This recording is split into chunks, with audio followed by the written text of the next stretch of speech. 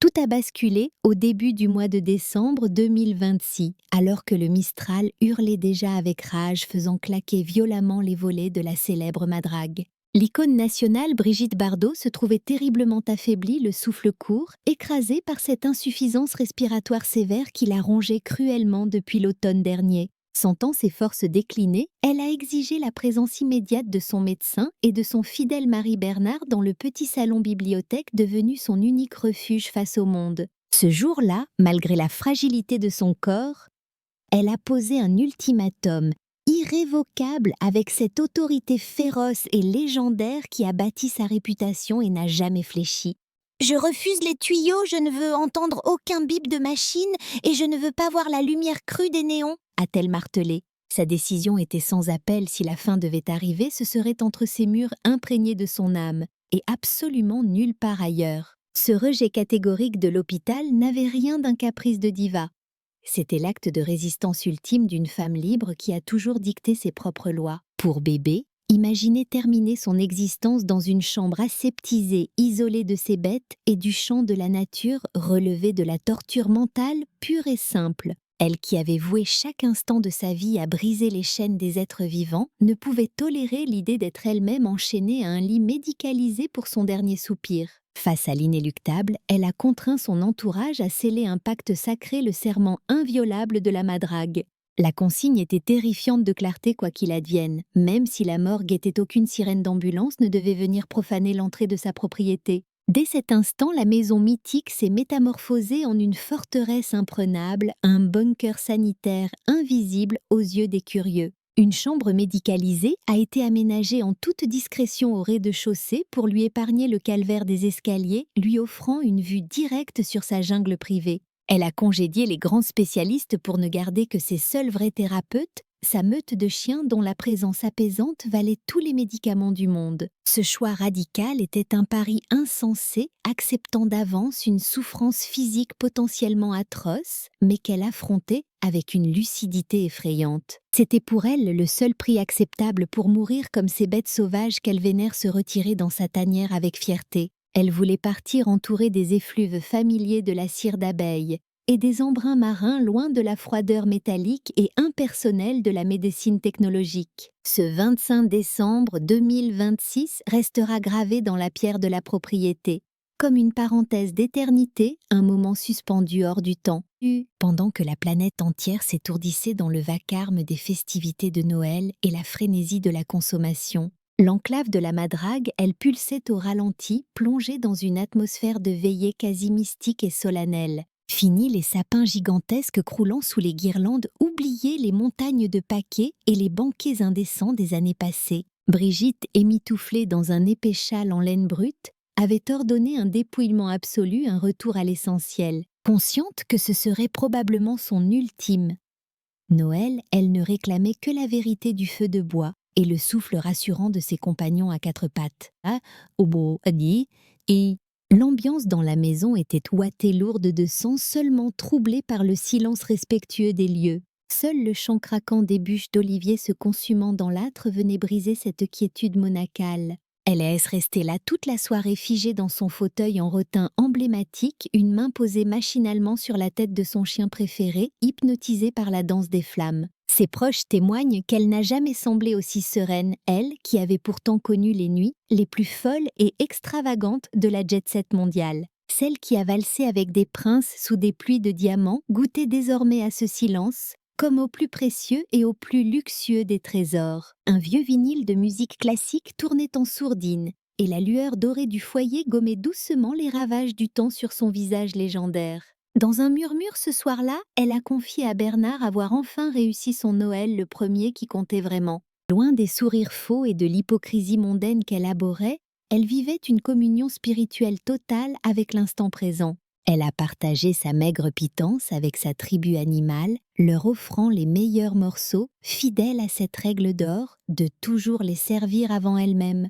La scène dégageait une puissance évangélique d'une simplicité biblique bouleversante. Une vieille dame épuisée au milieu de son arche de Noé miniature, trouvant dans les yeux reconnaissants d'un chien une joie que tout l'or d'Hollywood n'a jamais pu acheter. Ce Noël 2026 marquait ses adieux définitifs à la fête, une sortie de scène sans paillettes, mais inondée d'une tendresse infinie. Quelques jours après cette parenthèse enchantée, profitant d'une rare éclaircie dans le ciel d'hiver azuréen, Brigitte Bardot a puisé dans ses ultimes réserves pour une dernière sortie. Il ne s'agissait pas d'une simple promenade de santé, mais d'une véritable épreuve physique, un calvaire qu'elle s'infligeait par pure volonté. Refusant avec mépris le fauteuil roulant s'appuyant lourdement sur sa canne et sur le bras robuste de Bernard, elle a franchi la baie vitrée pour retrouver son royaume sacré. Ce jardin sauvage de la Madrague volontairement envahi par les herbes folles et les lauriers, ce chaos végétal qu'elle avait toujours défendu contre la rigueur des parcs à la française.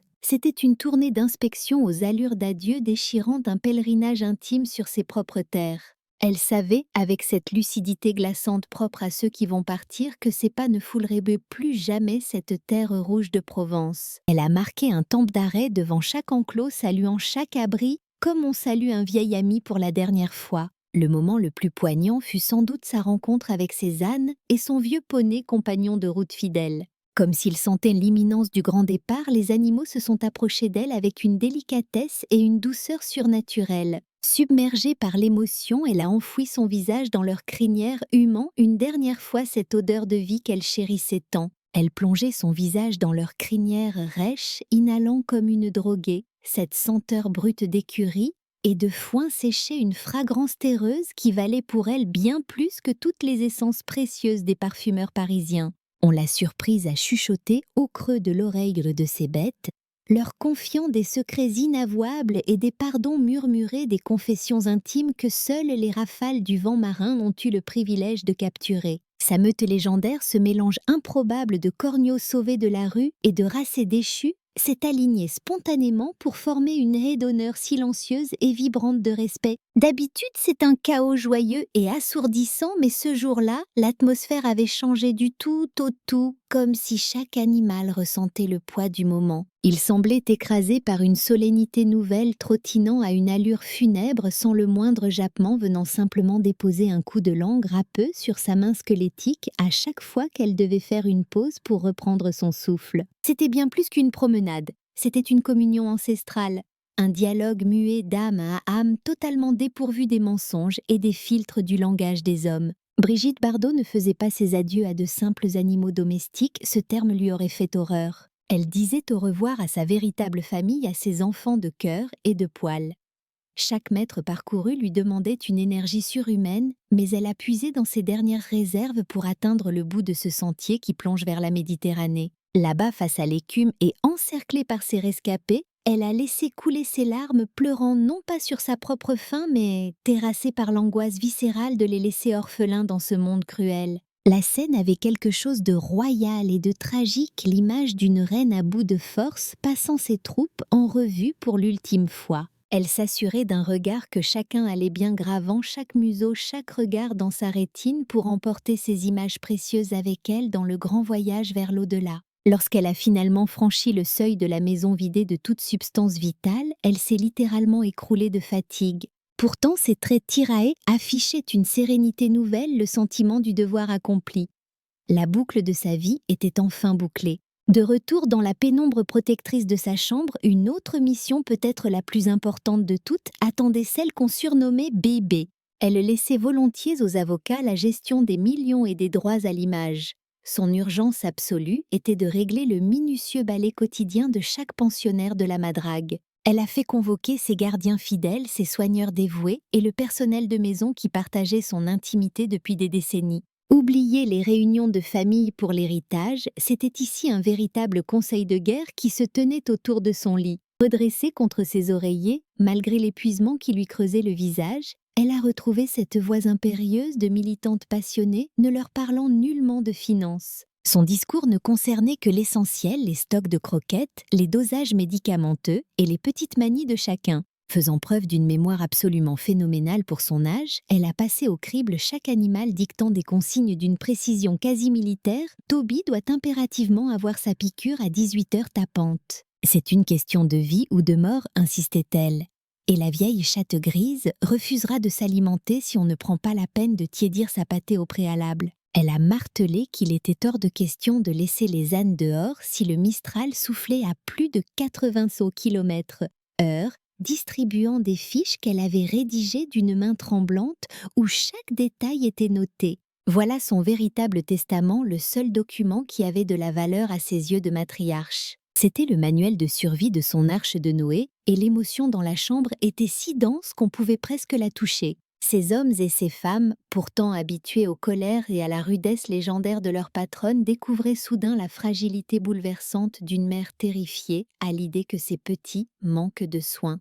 Elle a exigé qu'il lui fasse que le serment les yeux dans les yeux de ne jamais déserter les lieux, de continuer à insuffler la vie dans cette propriété comme si elle respirait encore dans la pièce voisine. C'est une charge sacrée, presque religieuse, qu'elle venait de transférer sur les épaules du personnel de la Madrague. Pour eux, ce n'était plus un simple emploi salarié, c'était devenu une mission de confiance absolue, un sacerdoce. Dans un dernier élan de lucidité brutale, elle leur a arraché une promesse terrible mais nécessaire à ses yeux. Si l'un de ces animaux devait sombrer dans le chagrin après sa mort, au point de se laisser dépérir, il devait avoir le courage d'abréger ses souffrances pour qu'il puisse la rejoindre sans attendre. C'était une requête d'une dureté effroyable mais qui prouvait un amour inouï, plaçant le bien-être immédiat de ces bêtes bien au-dessus de la préservation de sa propre mémoire. Elle voulait avoir la garantie absolue qu'après son dernier souffle, la mécanique bien huilée des gamelles et des soins continuerait de tourner pour que le vide de son absence soit le moins traumatisant possible pour eux.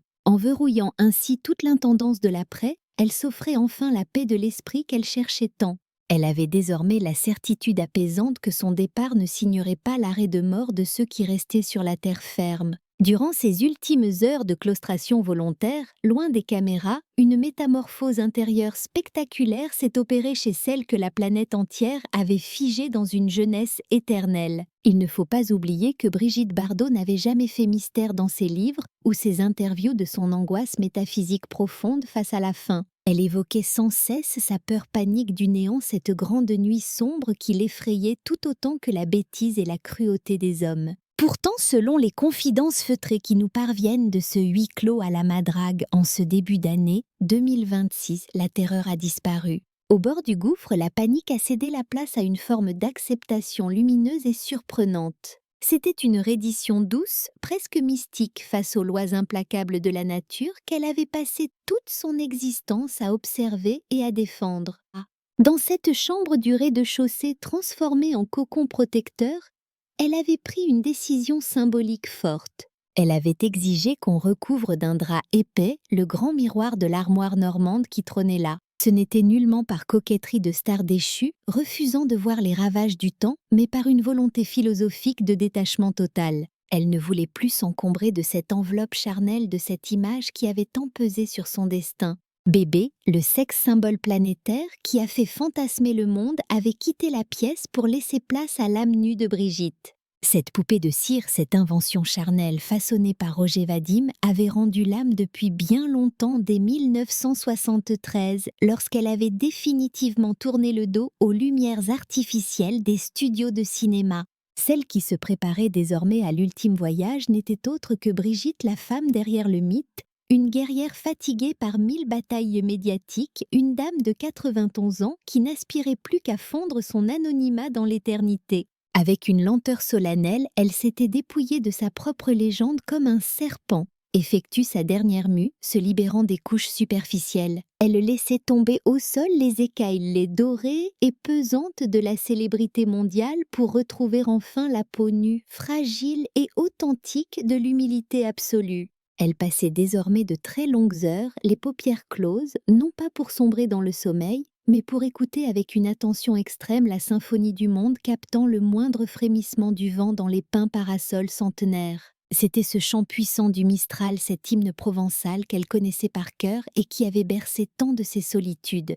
Elle se concentrait sur le bruit régulier du ressac venant frapper sa jetée privée, se connectant viscéralement à cette énergie tellurique de la Madrague, cette terre qui l'avait inlassablement rechargée année après année. Sa spiritualité s'était forgée au fil du temps, devenant un mélange intime et très personnel de ferveur catholique traditionnelle. Elle conservait en permanence à portée de main une petite statue de la Vierge Marie, ainsi que son chapelet usé provenant de la petite chapelle de la Garrigue, tout en y mêlant un panthéisme païen qui lui servait de boussole spirituelle dans ce brouillard final. Dans un souffle à peine audible, elle confiait à son époux Bernard qu'elle ne redoutait absolument pas le grand passage vers l'au-delà. À force d'observer ses compagnons à quatre pattes s'éteindre doucement au fil des décennies, elle avait fini par saisir une vérité essentielle et apaisante qu'elle s'appliquait désormais à elle-même. Les animaux ne connaissent pas la peur de la mort.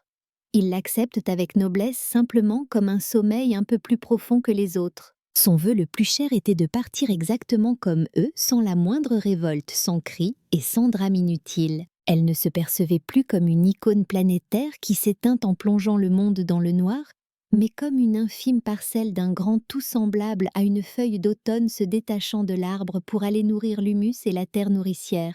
Cette humilité totale face à la faim fut sans doute sa toute dernière et sa plus éclatante victoire sur son propre ego. Elle avait réussi à apprivoiser la mort avec la même maîtrise qu'elle avait eue pour apprivoiser les fauves, cessant toute lutte inutile contre l'inévitable. Elle la regardait droit dans les yeux avec un profond respect, comprenant que cette fin n'était que l'étape logique et nécessaire d'un cycle biologique sacré qu'elle vénérait par-dessus tout. L'aube du mercredi 7 janvier 2026 s'élevait avec une timidité grise et mélancolique sur la célèbre baie des Canoubiers. Le ciel bas et lourd charriait des nuages couleur d'acier tandis que la mer encore agitée par les vents violents des jours précédents arborait cette teinte sombre et insondable typique de l'hiver tropézien. Dans l'intimité de sa chambre, la respiration de Brigitte s'était transformée devenant un souffle ténu et irrégulier. C'était une respiration légère, presque imperceptible, semblable à une plume hésitant à s'envoler définitivement vers les cieux. Le rythme cardiaque de la légende vivante ralentissait inexorablement, finissant par se synchroniser progressivement avec le clapotis lointain et apaisant des vagues contre les rochers de sa propriété. Elle qui avait passé son existence sous le soleil, telle une adoratrice païenne de l'astre du jour, a semblé attendre cette première lueur blafarde du matin pour tirer sa révérence finale, sentant l'échéance arriver avec cette intuition animale infaillible qui ne l'avait jamais trompée tout au long de sa vie. Elle a exigé d'un geste quasi imperceptible de la main qu'on ouvre en grand les lourds rideaux de toile épaisse qui calfeutraient la pièce. Il était hors de question pour elle de partir dans l'obscurité. Elle refusait que sa dernière image imprimée sur sa rétine soit celle d'un mur blanc ou d'un plafond sans âme. Ce qu'elle voulait emporter avec elle dans l'autre monde, c'était l'horizon, l'infini et la liberté. Bernard Dormal, son compagnon des ultimes batailles et fidèle sentinelle qui n'avait pas fermé l'œil depuis plusieurs jours, s'est immédiatement exécuté avant de revenir s'asseoir près d'elle pour lui serrer fermement la main. Il n'y a eu aucune parole théâtrale, aucune déclaration testamentaire grandiloquente, aucun cri de détresse. Il n'y avait aucune panique, seulement un silence dense chargé du poids d'une vie entière saturée de souvenirs communs d'amour et d'un respect mutuel immense. Avec un effort considérable, Brigitte a tourné péniblement la tête en direction de la fenêtre ouverte sur le large. Ses yeux immenses, autrefois soulignés de Hall, qui avaient hypnotisé la planète et fait chavirer les cœurs de toute une génération, se sont alors perdus dans l'immensité marine. Elle ne se contentait pas de regarder le paysage familier, elle le buvait littéralement du regard. Elle cherchait peut-être à apercevoir une dernière fois l'écume blanche dansant sur les crêtes, ou simplement à se fondre dans cette masse liquide qu'elle aimait tant, cette Méditerranée qui avait été son décor, son miroir, sa complice et son refuge absolu contre la folie des hommes. C'était sa manière unique et personnelle de rentrer à la maison. C'était l'heure pour elle de retourner définitivement à l'état sauvage, là où elle s'était toujours sentie le mieux. À cet instant précis, dans la lumière naissante de 9h du matin, la femme la plus célèbre de l'histoire de France est redevenue ce qu'elle voulait être au plus profond de son âme, un élément naturel libre et indomptable, son cœur fatigué de battre pour les autres et usé par tant de colères saines et tant d'amour donné au sans-voix. Ce cœur s'est arrêté doucement, sans heurts, telle une barque qui touche enfin le sable du rivage après une tempête furieuse de 91 ans. Elle est partie libre chez elle dans son propre lit, entourée de ses murs protecteurs. Elle aura déjoué jusqu'au bout les pronostics des médecins et refusé les protocoles sanitaires aseptisés de la société moderne. Dehors, sa meute de chiens s'est tue brusquement, comme si les animaux avaient senti l'âme de leur maîtresse quitter physiquement les lieux. En choisissant cette mort intime, les yeux plongés dans la mer, Brigitte Bardot a signé la mise en scène la plus grandiose de son existence. C'est une scène qu'aucune caméra au monde n'a filmée, mais que l'histoire retiendra à jamais comme le triomphe absolu de sa volonté de faire.